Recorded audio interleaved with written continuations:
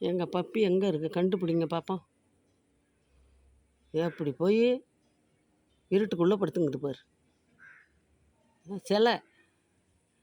சிலையே ஏன் இந்த இருட்டில் போய் படுத்துங்கிற?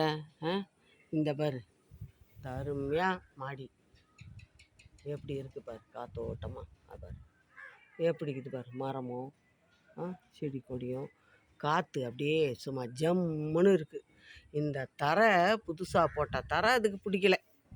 கூலிங் பெயிண்ட்டு நல்லா முதல் நாளும் சொரன்னு கிடந்தது, மண்ணங்குண்டமாக கிடந்தது சொரன்னு தரை. மேலே டேம்ப் ப்ரூஃப் அடித்து கூலிங் பெயிண்ட் அடித்து மழைன்னு ஆக்கி வச்சுருக்கோம். இந்த தரை அதுக்கு பழகலை. நாளாக அதுலேயே பிறந்ததுலேருந்து பழகிடுச்சேன் அந்த சிமெண்ட்டு தரையில். இது பிடிக்கலன்னு போய் இந்த இருட்டுக்குள்ளே அதே தரை தான், இதில் இன்னும் பெயிண்ட்லாம் அடிக்கலை. அதே மாதிரி தரையில் போய் படுத்து கிடக்குது ரூமுக்குள்ளே. பிடிவாதம் நல்லது சொன்னால் கேட்குறதே கிடையாது. இருட்டில் எப்படி படுத்துங்குது பாரு. இந்த இடத்துல வந்து அழகாக படுத்தாண்ணா இதெல்லாம் எப்படி இருக்குது. காற்று குளுன்னு வருதுமா.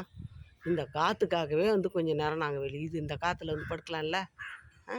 பிடிவாதம் எங்கேருந்து வரோம் அந்த பிடிவாதம். மூஞ்சி தெரியுதா எங்கண்ணா வீடியோவில்? நெத்தியில் பட்டையாக ஏதோ நாமம் போட்டுக்கிற மாதிரி இருக்குது. கை கால்லாம் வெள்ளையாக தெரியுது. கண் நல்லா கருன்னு 2 பக்கம் 2 கருவண்டு உக்காந்துங்கிற மாதிரி இருக்குது. கண்ணில் முகத்தில் 2 கருவண்டு, நடுவில் ஒரு நாமம் போட்ட மாதிரி இருக்குது. கையை பாரு, 2 கையும் வெள்ளையா வாழைப்பாரு. இப்படி சொன்னால் தான் இது ஒரு உருவம் தெரியும் பப்பின்னு. எதுக்கு வந்து இந்த மாதிரி இருட்டில் படுத்துங்கிற? உனக்கு நல்லது தானடா செய்வோம்.